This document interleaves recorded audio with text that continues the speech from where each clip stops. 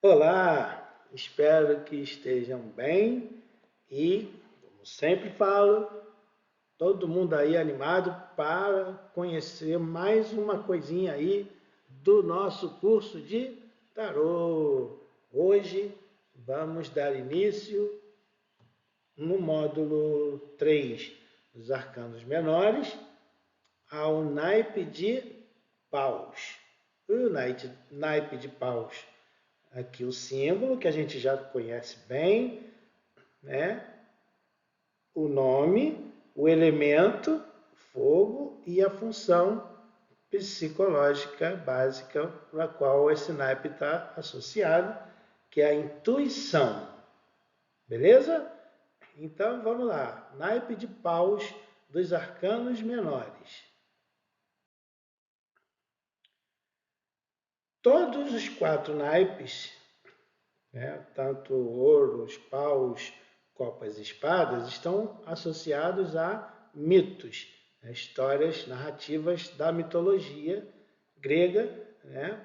Então, o naipe de paus aqui vai estar falando do mito de Jasão e os Argonautas, também conhecido como Jasão e o Velo de Ouro, ou também Jasão e o Velocino de Ouro. Né? O velocino, ou velo, é a pele, né? O pelo de um carneiro que era de ouro. Então a história vai se basear nessa narrativa, tá bom?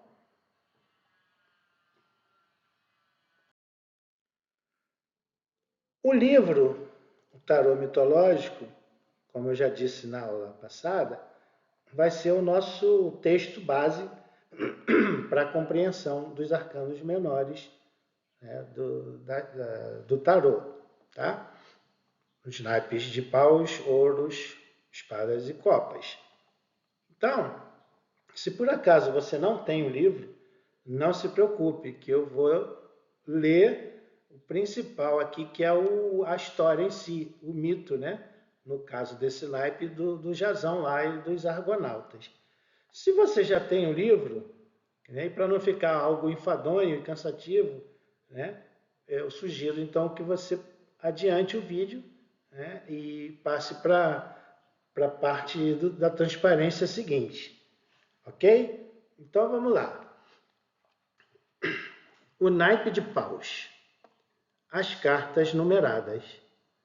A história de Jasão e os Argonautas e sua expedição à procura do Velocino de Ouro é uma característica lenda heróica, cheia de aventura e uma jornada corajosa ao desconhecido. Como a história é, na realidade, uma missão na qual o herói depende de suas faculdades, além da vontade e do pensamento racional, a história de Jasão pode ser interpretada como uma descrição da imaginação criativa e de seu misterioso poder de provocar acontecimentos e de proporcionar soluções a partir dos níveis interiores que transcendem a nossa compreensão consciente. Portanto, a história de Jasão é uma aventura específica que diz respeito ao tema central da imaginação humana.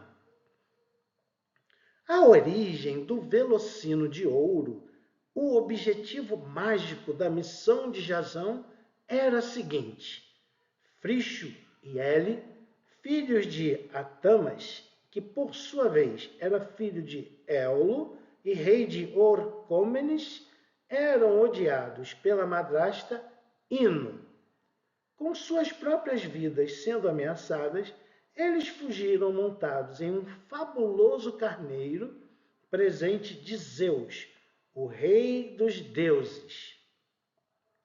Esse carneiro era dotado de razão e de fala. Ele tinha um velocino de ouro e podia voar. Durante a fuga, ele caiu no mar, e o lugar em que caiu foi mais tarde chamado de Hellesponto. Mas Fricho, teve mais sorte e alcançou a região da Cólquida, no Mar Negro. Ele então sacrificou o carneiro a Zeus, o seu protetor, e ofereceu o velocino de ouro a Aetes, rei daquela região, que o pendurou em uma árvore e colocou um dragão para vigiá-lo. Enquanto isso ocorria em Iolcos, na Tessália, reinava o rei Pélias, que usurpara o trono de Éson, o seu irmão mais velho. O filho de Éson, Jazão, quando pequeno, foi confiado aos cuidados do centauro Quiron, para que ele o protegesse da ira de seu tio Pélias. Mais tarde, Quiron revelou a Jazão o segredo de sua origem e ele imediatamente foi ao tio e exigiu por direito o governo do reino. Pélias ficou assustado, pois um oráculo o havia dito, ou melhor, pois um oráculo o havia advertido sobre um homem que o visitaria vestindo uma única sandália. E esse homem era justamente Jazão, que havia perdido uma de suas sandálias ao cruzar o rio. Portanto, Pélias prometeu a Jazão que concordaria com o seu pedido, mas com uma condição: que Jazão fosse a Cólquida e lhe trouxesse o velocino de ouro, que pertencia ao santuário de Zeus em Iolcos. Por conseguinte, Jazão começou a construir um navio de 50 remos, o Argo, no qual ele colocou um ramo do carvalho profético de Zeus. Ele juntou os heróis mais famosos, entre eles Castor e Pólux, os gêmeos guerreiros, Héracles, Orfeu, o cantor, e o rei Teseu de Atenas. E esses destemidos aventureiros partiram em busca do famoso velocino de ouro. A viagem foi cheia de incidentes, e eles foram obrigados a lutar contra monstros e os homens, assim como contra os elementos.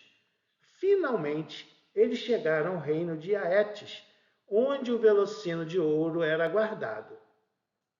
Por sorte de Jazão, a filha do rei Aetes, a feiticeira Medeia, apaixonou-se por ele e o ajudou a vencer o dragão que vigiava o precioso troféu. O rei Aetes procurou impedir a fuga dos argonautas com soldados ferozes que surgiram dos dentes do dragão que Jazão matara.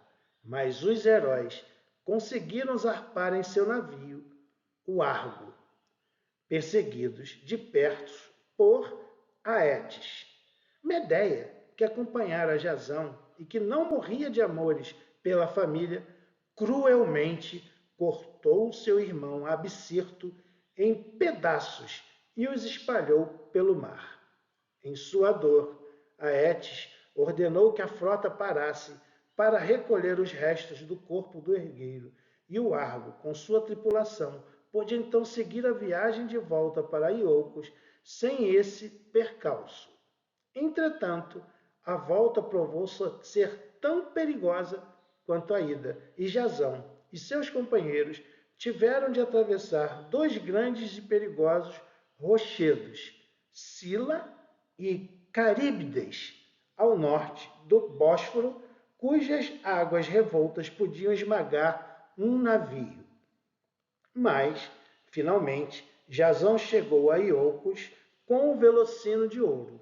Ali, ele descobriu que Pélias havia matado seu pai Éson, na certeza de que Jazão não voltaria de sua perigosa viagem. Jazão vingou a morte de seu pai por meio de Medeia, que com seus feitiços fez com que suas filhas o matassem. Em seguida, Jazão assumiu o reino de Iolcos. Mas a sua vitória provavelmente subiu-lhe a cabeça, pois, insatisfeito com um só reino, ele procurou outro, a coroa de Corinto, casando-se com Creusa, a filha do rei Creon de Corinto. Isso fez com que Medeia se enfurecesse a ponto de vingar-se, matando não somente Creusa, mas também os filhos que teve com Jazão. Quanto a Jazão, alguns dizem que ele se enfastiou da vida e achou que o reino de Iolcos era um peso. Já velho e pensando constantemente em seus dias de glória, ele ficava sentado à sombra do velho Argo que apodrecia. Um dia, a popa do navio despencou sobre ele, esmagando a morte. Típica aventura, né? Então, o naipe de paus nos remete ao fogo das paixões, né? Então, uma aventura pega muito bem para esse naipe. E, né, a aventura, quanto mais arriscada e mais perigosa, mais aprazível fica, né, para esse tipo de gênero, tá? Então esse mito de Jazão e o Velocino de Ouro vem muito a calhar para a gente estudar o naipe de paus. E as autoras do livro foram muito felizes, né, quando escolheram esse mito para associar com o naipe de paus. Então vamos lá. O AIS, como a gente já viu lá na introdução, fala de todo o potencial concentrado daquele naipe. Então o AIS de paus, ele vai falar exatamente de uma perspectiva de surgimento, né, de uma potencialidade relacionada à questão da intuição, né, da paixão por um projeto, enfim, né, de todo o contexto que traz esse naipe de paus. E assim, aqui está a carta do As de Paus, né? Cabe ressaltar novamente que a história ela é contada das cartas numerosas, do número 2 ao número 10. Então, o As e as cartas da corte não fazem parte da história. E assim como nos arcanos maiores, elas vêm representadas por figuras da mitologia grega. No caso do As de Paus, o representante é Zeus, né? A gente já o conhece lá da carta do imperador, né? Então, a gente, como o As expressa a potencialidade do naipe, a gente pode extrair algumas categorias, né? Algumas categorias dessa carta aqui, né? Então, eu peguei aqui algumas delas, né? Então, numa leitura de jogo, o As de Paus pode representar o poder criativo da imaginação, por exemplo, né, de um trabalho artístico, né? O artista precisa desse movimento, né, que vem lá das profundezas do seu inconsciente, né, da sua psique, e ela chega em forma de insights, né? Então a intuição aí funcionando. A intuição ela é involuntária, não é como o pensamento lá do naipe de espadas, né? Então essa carta traz consigo todo esse poder criativo da imaginação inerente ao naipe de paus, né? O simbolismo aqui do fogo pode estar associado ao potenciar para queimar crenças. Tipo, eu nunca vou aprender matemática, né? Tem muita gente que traz consigo crenças das mais diversas, né? E aí chegou a hora, quem sabe, né, de eliminar com esses bloqueios, né, que o nosso psiquismo nos traz. Também, dentre outras características, essa carta traz a possibilidade de sair de onde a gente está e imaginar um lugar melhor, né?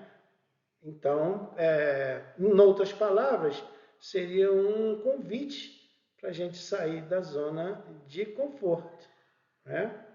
E isso estaria associado a um caminho, né? Pode ser em forma de projeto, né? Ou coisa que o valha, no campo da imaginação, né? Porque a gente está falando aqui da questão da paixão por uma ideia, por um projeto, né?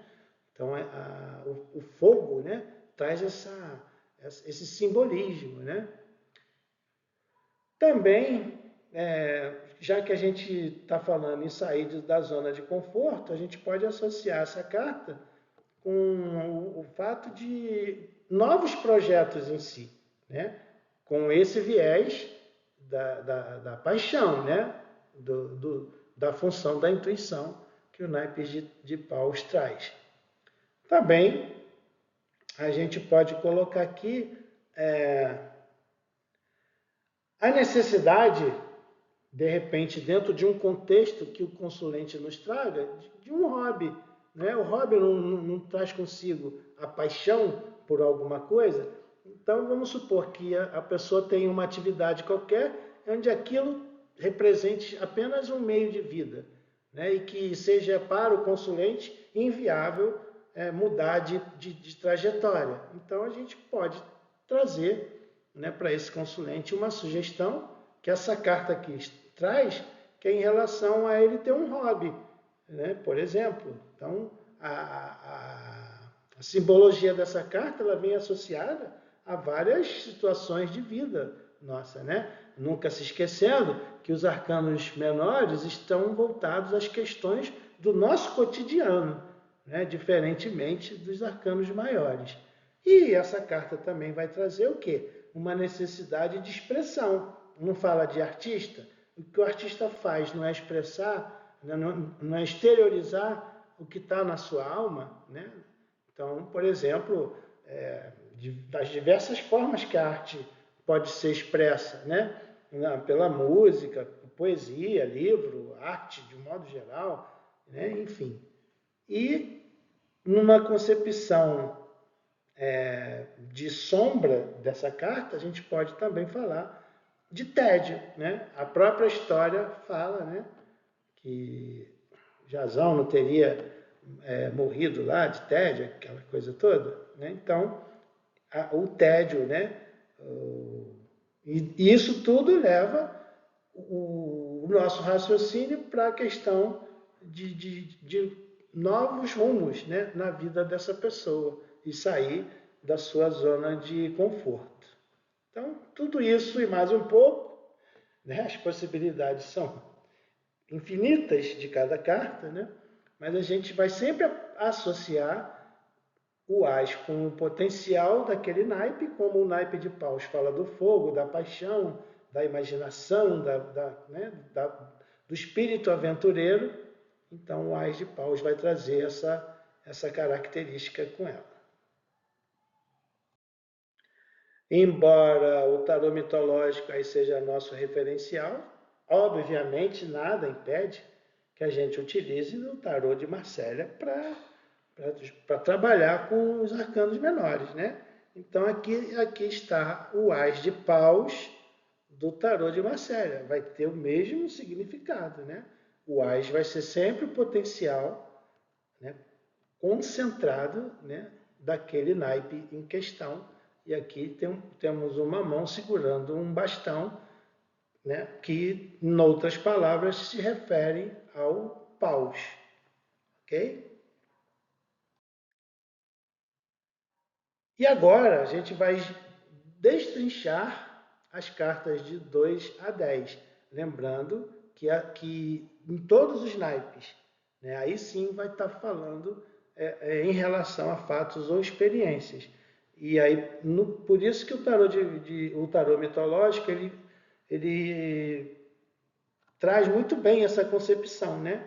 Porque ele vai trazer passo a passo, né, uma história, né, que traz consigo fatos e experiências dos heróis que participaram dessa aventura. E assim, nós temos aqui, portanto, o 2 de paus. Né? E aí, a importância, repito lá, da narrativa é que agora a gente vai destrinchar isso parte a parte. Então a carta do 2 de paus, ela traz o momento em que Jazão fica sabendo que ele tinha direito ao trono, né? E aí, e consequentemente, do Velocino de Ouro. O Quiron, que vem lá na carta dos arcanos maiores, como o Hierofante, é que dá a notícia para ele, né? Então, a gente pode trazer isso, um simbolismo, né, para essa carta. Então, quando ele toma noção do direito que ele tinha, o que se passa, né, no seu psiquismo, né? Então, caramba, eu tenho direito a isso, né? Então eu vou agora correr atrás desse objetivo, iniciar, enfim, a minha aventura em relação ao Velocino de Ouro. Então a gente, como no tarô tudo é simbólico, a gente vai trazer isso como a possibilidade do início de um empreendimento, de uma nova ideia, né? Ou seja, de partir rumo a essa aventura, né? Então, num jogo, então assim, isso também vai depender do método que a gente utilizar. Se a gente utiliza o método europeu, onde a gente sempre vai tirar um arcano maior, né, e um arcano menor para ficar do lado na mesma casa, né, e assim sucessivamente num jogo, né, a gente também pode optar pelo método estadunidense, que aí em cada casa vai ter só uma carta, ou um arcano maior ou um arcano menor, né? De qualquer maneira, se a gente estiver lidando com arcano maior e com arcano menor, essa informação ela vai ser complementar à informação que o arcano maior estiver trazendo, né? Não tem problema nenhum em relação a isso. E se o método for estadunidense, ela vai estar trazendo a informação por si só, né, em relação à carta propriamente dita. Então aqui a gente tem o 2 de paus do tarô mitológico.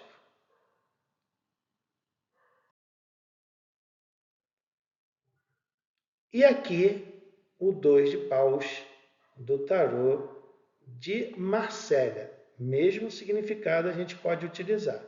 Eu coloquei essa carta aqui também porque pode ser que, pelo menos no início, a gente confunda os dois naipes. O naipe de paus com o naipe de espada. Então, olhando para uma carta e olhando para o outro, a gente vai ver que tem muitas diferenças, né? Por exemplo, no naipe de paus, essa figura ela tem uma linha reta. E no naipe de espadas, elas vão ser sempre curvas. Tá vendo? E aqui o predomínio vai ser do vermelho e aqui o predomínio vai ser do preto.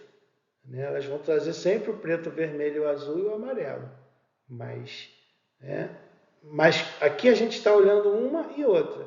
Mas às vezes a gente puxa só uma de espada e no início a gente pode fazer confusão com o naipe de paus. Então, se você vai usar o tarô de Marsella, eu sugiro que manipule bastante essas cartas para que caia no automatismo né? Porque se você lê uma carta de paus achando que é de espada ou vice-versa, vai te dar uma leitura diferente, né? E aí você vai estar cometendo um erro ao ler um determinado jogo, tá? Então aqui a gente tem na versão do tarô de Marsella o 2 de paus. E aí surge o 3 de paus. Toda carta dos arcanos menores de número 3 traz consigo a ideia de um resultado inicial, de um primeiro resultado em função de todo o processo, né? Então isso traz um certo contentamento, né? Os primeiros objetivos foram alcançados. No caso aqui, pela história que a gente já conhece, é o momento em que ele vai lá, né, para o rei, e o rei, sem oferecer nenhuma resistência para ele, oferece para ele a coroa, né? Então isso é uma conquista, né? Só que, além dessa primeira conquista, né, há muito mais o que conquistar nessa aventura, né, de Jazão e o Velocino de Ouro. Em relação à carta 2, há uma grande melhoria, porque na carta 2, quando ele ficou sabendo lá pelo Kiron do problema, né, ele apenas concentrou, né, a questão de iniciar aquela aventura, né? Ele começa a utilizar aquele potencial do naipe que estava contido no AIS. E agora ele já sai do planejamento do 2 e ele já sabe o que ele tem que fazer. Então, toda carta número 3, seja de qualquer naipe, vai estar trazendo essa ideia de um primeiro resultado dentro daquele processo. Mas que em todos os naipes também tem muito mais coisa, né, para se enfrentar, né, dentro daquele processo específico. Aqui no tarô de Marcélia, o 3 de paus. Né? Então, sempre aquela figura retinha representando o naipe de paus. Ok? Para quem for utilizar o tarô de Marcélia.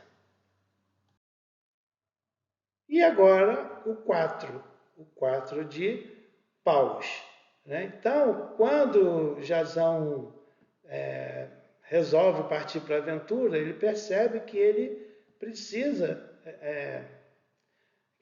de ajuda, né? Então ele contrata, né? Ele combina, ele convida, né, outros heróis que vão fazer parte daquela equipe e ele vai partir com esse time lá para tentar recuperar o Velocino de Ouro. Né? Então, essa carta aqui, ela traz em si uma questão de colheita e da recompensa, porque é uma coisa muito favorável, né? Quando você pode partir para essa colheita, no caso aqui também, obviamente simbólica, o que vai ser colhido é o Velocino de Ouro, e também fala da questão da ajuda, né? Que toda ajuda é bem-vinda dentro desse processo, seja ele qual for. E aí a gente pode concluir que esse apoio foi consolidado. Né? Então, dependendo da motivação que o consulente traz para o jogo, né, essa ideia vai estar sempre presente, seja qual for a sua motivação. Né? E aqui um detalhe interessante, que é o naipe de paus é a única carta, né, o 4, onde há uma celebração. Né? Os outros 3 naipes não traz esse elemento de celebração, conforme a gente vai ver com o decorrer do nosso estudo. E aqui a carta do 4 de paus do tarô de Marcélia, a figurinha com a linha reta. E ela também vem numerada. A seguir vem o 5 de paus. Né? Então, quando o pessoal parte, né, para pegar o Velocino de Ouro, lembra que o dragão tomava conta? Então aqui vai ser um momento de muita dificuldade. Enfrentar esse dragão não é para qualquer um. E aqui entra um elemento daquela narrativa, que a Medeia, né, se apaixona por Jazão e vai ajudar também. Né? Então aqui a simbologia dessa carta fala em luta, né? Então em dificuldades. Né? Magia, porque a Medeia lançou lá um feitiço no dragão e fez o dragão dormir. Né? Então a magia aí, né?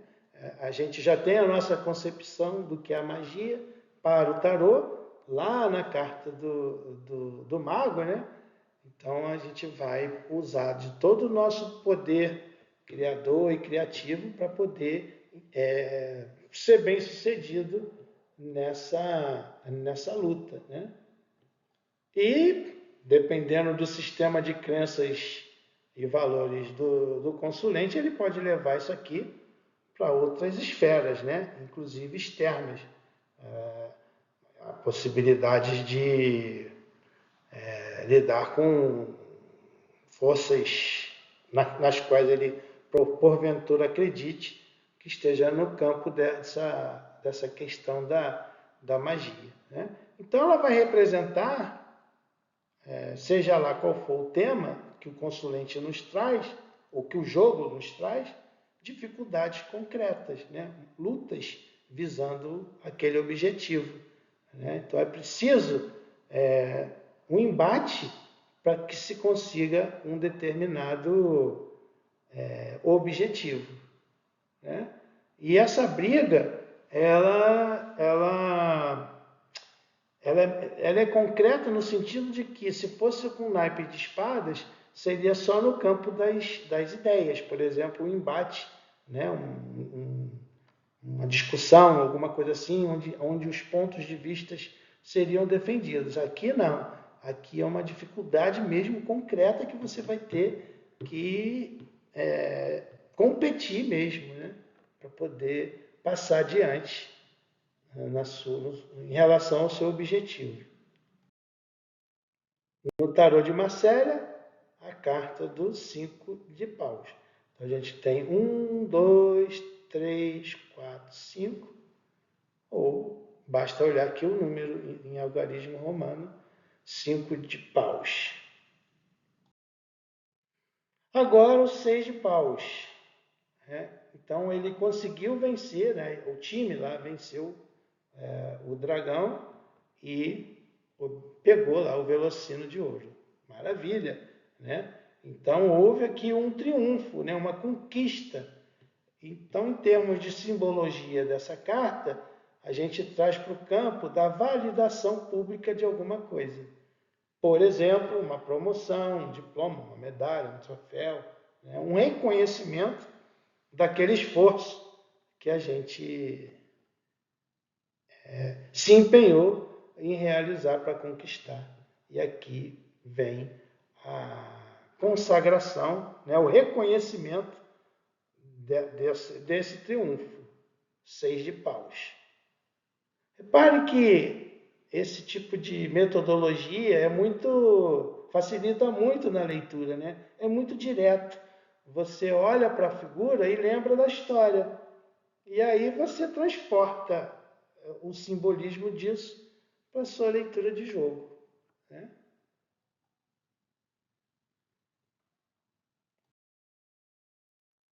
No tarô de Marcélia, aqui está o 6 de paus, né? Ou a gente olha o número, ou conta os elementos. Paus, a figura é retinha. Espada é aquela curva, né? Não fazer confusão. O 7 de paus é o momento em que, né, lembrem lá da narrativa, os dentes do dragão são transformados em homens.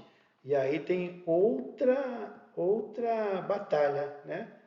Então, uma luta entre homens, é uma competição muito explícita, né? Às vezes uma competição ela pode estar mais implícita. No caso lá da carta dos 5 de paus, né? Em relação a esse objetivo, né? Então, fala muito de um esforço, né? Para se conseguir, né? Essa luta em termos de um esforço. Aqui não, aqui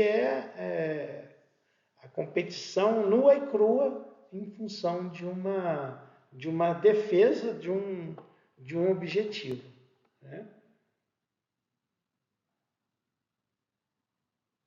E a carta 6, quando o pessoal consegue pegar o velocino de ouro, gera uma certa inveja, né? E aí, em função disso também, pode haver essa competição. Muito comum no ambiente de trabalho, né? Então, lembrem que os arcanos menores, eles atuam num nível muito terra a terra, né? No nosso cotidiano, completamente diferente dos arcanos maiores, né? Então, a concorrência aqui ela pode se dar de diversas formas, né? Um exemplo aqui, você tem um negócio e uma outra empresa resolve competir com você, e então é um tipo de luta concreta, né? Eu dei aqui um exemplo também no esporte, né? O cara vai defender um cinturão lá de campeão, por exemplo, vai ter uma luta, né? Então, essa luta pode se dar em diversas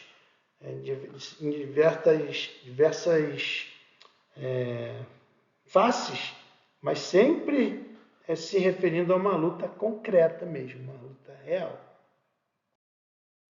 E aqui está o 7 de paus.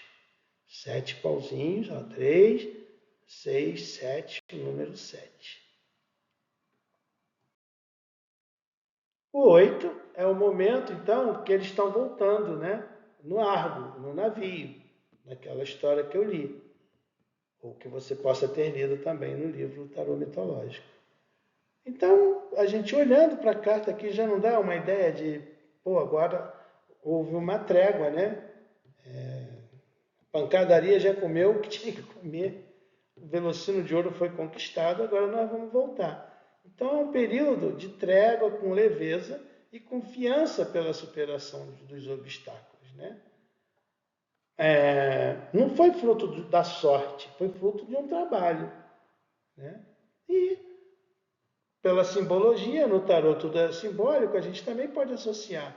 Aí, uma forma mais isolada da carta, numa possibilidade de uma viagem, né? É uma informação que, dependendo do contexto do jogo, pode ser trazida para o consulente. Aqui o 8 de paus no tarô de Marselha.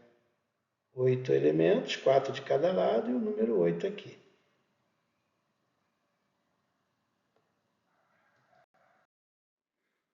E aqui o 9 de paus. Eles ainda estão voltando. E aí, tipo assim, já nas últimas, né, em termos de força, de energia. Né? Então é a hora, é o momento de usar as últimas reservas de forças, de energia. Né? A gente levando isso aqui para um esporte, atletismo, por exemplo, é a hora do sprint final. Né? Você tem que arrancar forças. Às vezes a gente nem sabe de onde, mas, tipo assim, né? Agora que já está praticamente no final do processo, a gente vai desistir? Não, vamos arrancar força de onde não tem para dar aquele sprint final. Então é disso que o 9 de paus ele fala. Né? Aqui está o 9 de paus. 4 de um lado, 4 do outro, 8, com um 9. Ou basta olhar o número aqui. E o 10, né? Lembra lá da historinha que eu li? Né? Ele fica entediado, aí fica parado lá até que os destroços lá do Argo caem sobre ele. Né? Então, ele fala aqui de uma situação de tédio. Né? Tipo assim, eu conquistei tudo, mas e agora? Né? Então, quem é do elemento fogo está sempre buscando aventuras, né? E aí depois que chegou no final da aventura, fica aquele vazio, né? E essa carta ela vem falar exatamente disso, né? Então quando a pessoa precisa de uma nova aventura, né? Então para ele, depois que ele conseguiu tudo, a coisa perdeu a graça, porque ele não era daquela pessoa de ficar contente com um reino só, digamos assim, né? E aqui eu trago até uma diferença para o enforcado, né? Então, no enforcado é a hora mesmo de parar, porque não tem saída. Aqui não, né? Se trata de uma condição de, de que não é possível, né? Partir para uma nova aventura e isso, de certa forma, causa essa sensação de vazio, de tédio. Então, o que, que isso pode trazer para o consulente? A necessidade de uma nova possibilidade, né, de tudo aquilo que o naipe de paus traz. Um novo curso, um novo hobby e outras possibilidades. Aqui no tarô de Marcélia, o 10 de paus. 4 elementos, com mais 4, 8, com 2, 10. Sempre retinho e mais o número para não fazer confusão. Ok? Então, o AS traz consigo o potencial do naipe. Do 2 ao 10, os fatos ou experiências em função da história em si. E a corte vai trazer para cada elemento, né, um tipo de caráter e a dimensão que que o ser humano traz em si mesmo diante de sua constituição psíquica, né? Então aqui também a gente vai ter para cada carta uma representação de um personagem da mitologia grega. Então a história, repetindo, né, é só do 2 ao 10. Tá bom? Lembrando, né, mais uma vez, daquele quadrinho que é fundamental, ajuda muito para a gente ler as cartas da corte dos arcanos menores. Né? Ou ela vai ser jovem ou madura, ou vai ser ativa ou receptiva. Né? O cavaleiro é jovem e ativo, e o pajem ou valete é jovem e receptivo. O rei é maduro e ativo, e a rainha vai ser madura e receptiva.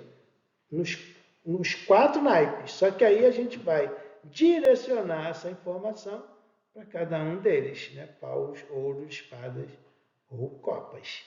Então, sem conhecer mais detalhes, tipo qual é o personagem que representa no tarô mitológico, a gente já consegue fazer alguma coisa em termos de leitura, né? Apenas com essa tabelinha aqui. Essa tabelinha é mágica para a nossa leitura dos arcanos menores das cartas da corte. Beleza? Então, sempre jovem, maduro, ativo ou receptivo. E aí a gente vai lembrar, né? Porque a gente não vai estar com essa tabela na mão na hora que lê o jogo, né? Mas isso aqui é muito fácil de guardar, né? O cavaleiro é um jovem, mas ele não é tão novo quanto o pajem. Então ele é ativo em relação ao pajem. E o rei, dada a influência do patriarcado, né? Essa questão toda que o tarot traz, é mais fácil ainda de gravar, né? Ele não é mais jovem e é ativo. E a rainha, então, que também não é mais jovem, ela é receptiva. No pajem de paus, então, o personagem vai ser Fricho, né? Então, e ele é citado lá na história, né? Ele faz parte lá no início da narrativa, mas ele não participa dela. Então, isso dá uma ideia o quê? De algo que não é muito consistente, tipo de um jovem, né? Que não tem experiência, né? Mas que traz consigo o fogo, né? O elemento fogo no seu psiquismo. Né? Então ele trata-se de alguém muito imaturo com muita paixão por uma aventura. Né? Então isso pode falar muito numa leitura de jogo. Se o tema, por exemplo, for relações afetivas, né? Pode estar falando de uma energia psíquica voltada apenas para uma aventura, né? Nenhum compromisso. Então, já pensou o pajem de pau junto com o louco, quando o tema for relação afetiva? Né? Então, o arcano menor ele vai fechar muito a leitura do louco, que podia ser mais ampla, né? Então, o arcano menor aqui ele ajuda muito na leitura.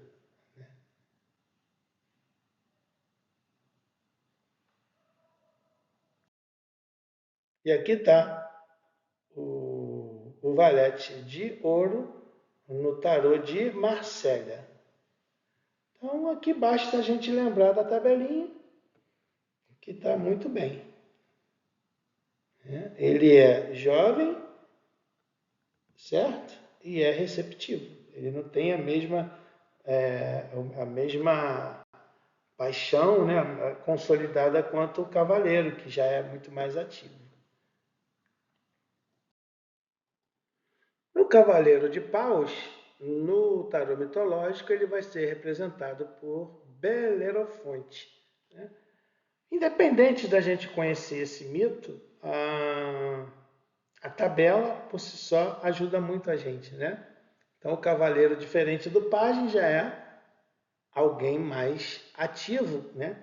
Com muito mais energia para realizar essa aventura. É um aventureiro com muito mais apetite, digamos assim. E isso traz para ele o quê? Uma certa arrogância, uma certa prepotência, né?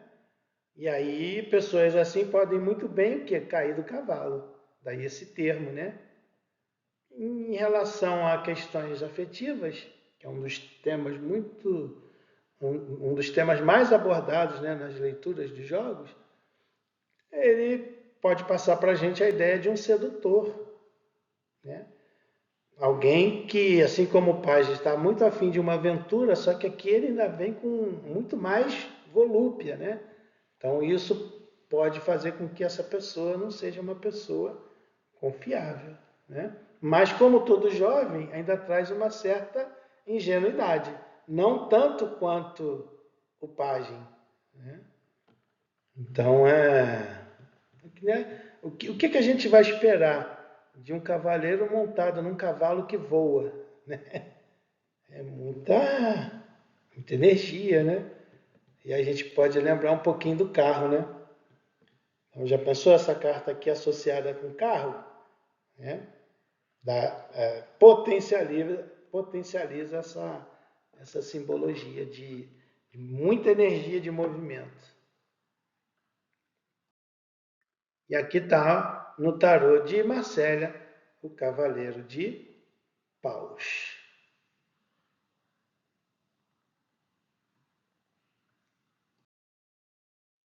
A rainha de paus, no tarô mitológico, ela vai ser representada pelo mito de Penélope, né?